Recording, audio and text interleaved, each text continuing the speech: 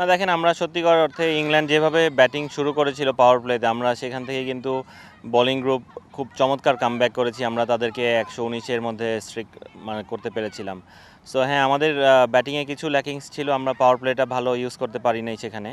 So আমার মনে হয় এইরকম সুযোগ আমাদের হাতছাড়া হয়ে গেছে, এটা আমাদের জন্য একটু খারাপের দিক।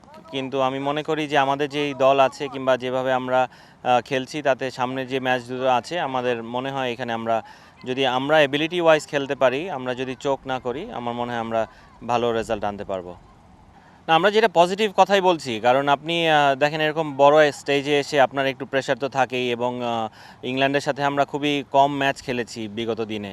সো এক্সপিরিয়েন্সের দিক থেকেও আমি বলবো ইংল্যান্ড আমাদের থেকে অনেক এগিয়ে ছিল, ওই জায়গাটাই আমরা হেরে গিয়েছি। সো আমার মনে হয় আমরা যেভাবে ওদের সাথে, ওরাও এখন পজিটিভ আছে। আমাদের নেক্সট ম্যাচের আগে আমাদের 3 দিন প্র্যাকটিসের সুযোগ আমরা পাবো। 3 দিন হয়তো বা প্র্যাকটিস ওরকম হবে না, 2 দিন আমরা প্র্যাকটিস করব।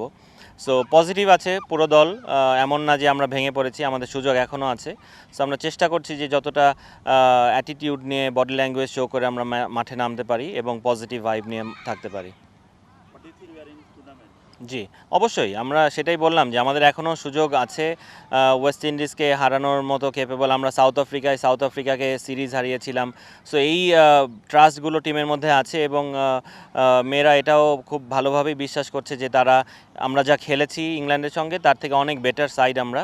সো আই হোপ যে আমরা এই সেম ট্রাস্টটা নিয়ে আমরা মাঠে থাকতে পারবো, এবং আমরা ওয়েস্ট ইন্ডিজ নেক্সট ম্যাচ যেহেতু ওয়েস্ট ইন্ডিজের সঙ্গে, আমরা ওয়েস্ট ইন্ডিজের সঙ্গে জিততে পারবো। অবশ্যই আপনি ধরেন 3টা ডিপার্টমেন্টেই ভালো করতে হবে। হ্যাঁ, আমরা ইংল্যান্ডের সঙ্গে ফিল্ডিং হয়তো বা গ্রাউন্ড ফিল্ডিং আমরা খুব ভালো করেছি, 2টো ক্যাচ আমরা ছেড়েছিলাম, ওইখানে আমাদের হয়তো বা একটু পিছিয়েছি আমরা। সো আমাদের ক্যাচিংটা বেটার হতে হবে। আপনি এরকম বড় ম্যাচে যদি ভালো ব্যাটসম্যানদেরকে সুযোগ দেন, তারা আপনার থেকে গেমটা আপনার থেকে নিয়ে যাবে। সো ওই জায়গা আমাদের একটু ইমপ্রুভ করার জায়গা আছে, এবং ব্যাটিংয়ে আমাদের অনেক ইমপ্রুভ করার জায়গা আছে। আমি মনে করি আমরা যদি ভালো পজিটিভলি ব্যাটিং করতে পারি, ইনটেন্ট থাকে, তাহলে আমরা ভালো রেজাল্ট আনতে পারবো।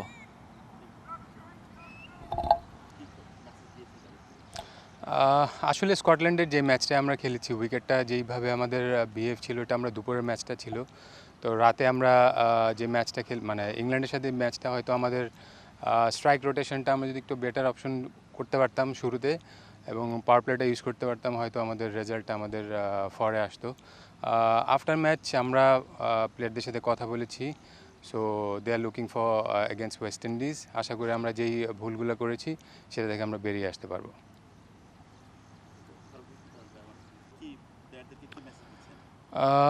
আমরা চেষ্টা করছি আমাদের যে প্রসেসটা আমরা মেনটেন করি এর আগে থেকে, সেইভাবে এগিয়ে যাওয়া। আশা করি ব্যাটাররা যেভাবে প্রথম ম্যাচটা কিছুটা হলেও বেটার পারফরমেন্স দেখিয়েছে, ওটা থেকে যদি একটু আমরা আরেকটু বেটার করতে পারি, আর লাস্টের ম্যাচের যে ভুল ত্রুটিগুলো হয়েছে সেখান থেকে আমরা বেরিয়ে আসতে পারি, তো hopefully we are coming back strongly. অবশ্যই কেন নয়, কারণ আমাদের যে অ্যাবিলিটি আছে, আমাদের স্পিন ডিপার্টমেন্ট অনেক স্ট্রং এবং বলারটা ভালো করছে। আমরা ব্যাটিংটা যদি আমাদের আশা মতো করতে পারি, so I am hopeful about that.